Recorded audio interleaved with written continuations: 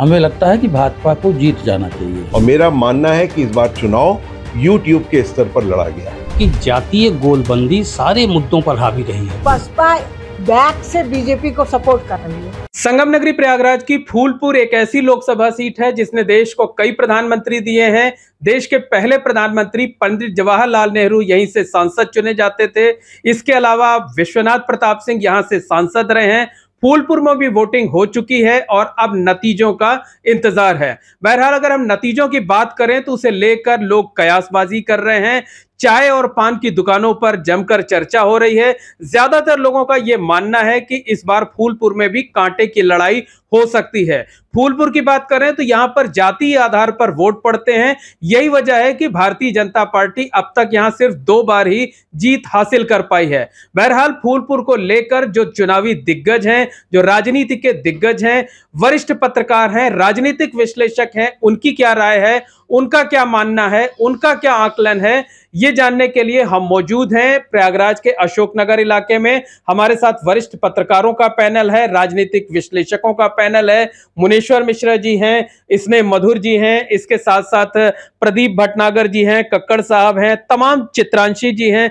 तो आधी आबादी का भी प्रतिनिधित्व हमारे साथ है। हम सबसे पहले वरिष्ठ पत्रकार मुनीश्वर मिश्र जी से बात करते हैं और जानने की कोशिश करते हैं। सर, आपका क्या आकलन है फूलपुर को लेकर के? इस बार यहां तीसरी बार कमल खिलेगा या जाति का जो फैक्टर फूलपुर में अक्सर देखने को मिलता है वो इस बार भी देखने को मिलेगा? मुझे लगता है कि हालांकि समाजवादी पार्टी ने बहुत चालाकी से अमरनाथ मौर्य जी को टिकट दिया है और उसने जो अदर दैन यादव हैं उनको भी अपने खेमे में लाने के लिए लामबंदी करने की कोशिश की है। लेकिन तमाम कोशिशों के बावजूद मुझको लगता है कि जो संघर्ष तो है, मजबूत संघर्ष है, कड़ा संघर्ष है, लेकिन हम एज देख रहे हैं भाजपा की तरफ।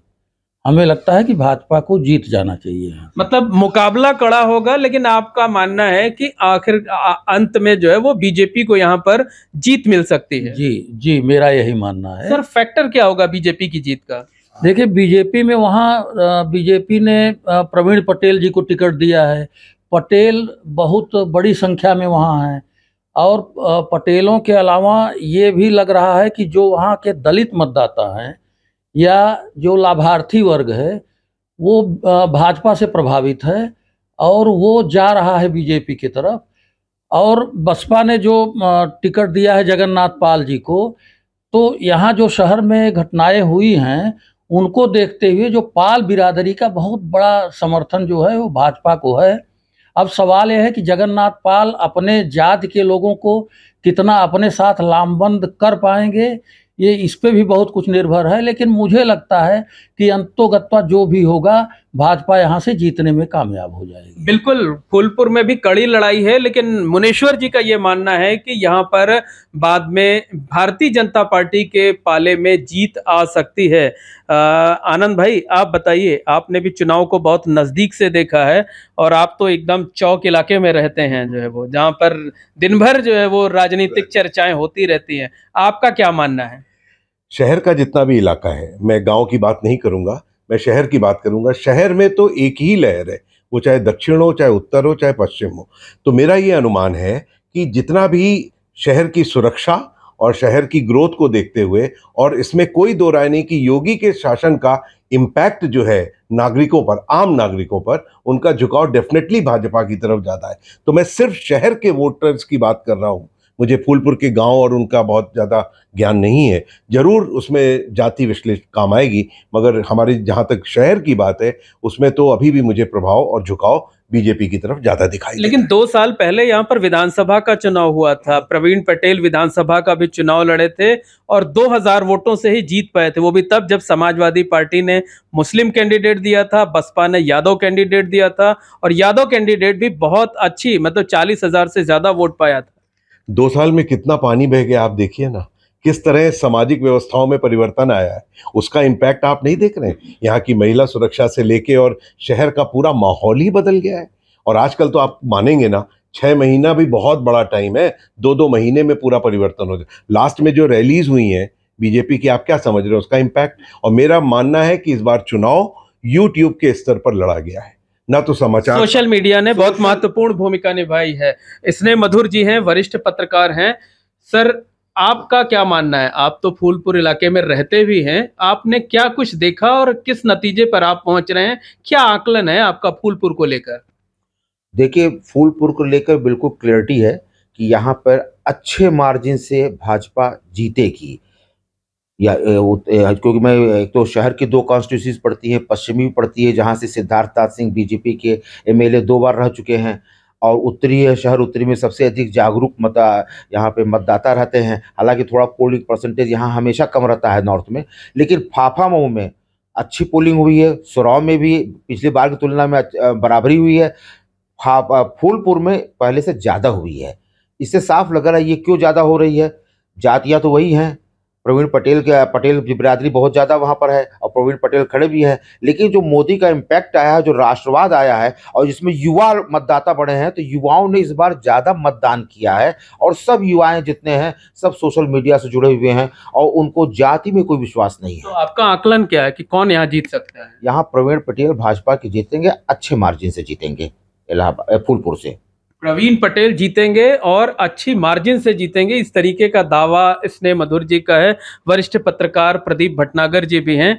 सर, आपका क्या आकलन है? आप सहमत हैं कि भाजपा जीतेगी, या इस बार फिर जाति के चक्रव्यूह में बीजेपी फंस जाएगी? नहीं, जीतेगी तो भाजपा, लेकिन एक बात बड़ी साफ है कि जातीय गोलबंदी सारे मुद्दों पर हावी रही है। वो चाहे पटेल के लेवल पर हो, चाहे मौर्य के लेवल पर हो, यादव और मुसलमान के लेवल पर हो, जितने भी आप ये कर सकते हैं, ये ज़बरदस्त तरीके से अगर कहीं आपको देखने को मिला तो वो फूलपुर में मिला।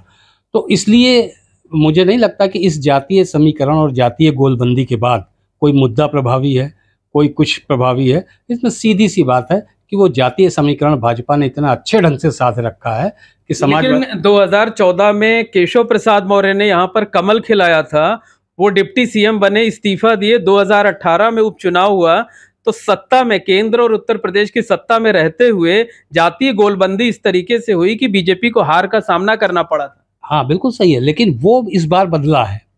एक तो प्रवीण पटेल की अपनी फूलपुर से लेकर के सारी वो है, फिर सोराव और ये फाफामऊ और शहर की 2 सीटें, इन सब पर कुल मिलाकर के आप देखिए तो जो जातीय गोलबंदी गांव की है उसमें प्रवीण पटेल भारी पड़ रहे हैं, और दूसरा शहर का आदमी बहुत जातीय उसमें नहीं है गोलबंदी में, लेकिन वो भाजपा को मोदी की वजह से वोट दे रहा है। महिलाएं मोदी की वजह से तो 2018 में मुझे लगता है कि इसलिए बीजेपी को कामयाबी नहीं मिली, क्योंकि वो स्थानीय स्तर का चुनाव हो गया था और उसमें नरेंद्र मोदी को प्रधानमंत्री बनाने का कोई फैक्टर नहीं था। बहरहाल, आधी आबादी के भी जो विश्लेषक हैं वो हमारे साथ हैं, उनके पास चलते हैं, उनसे बात कर लेते हैं और उनसे समझने की कोशिश करते हैं।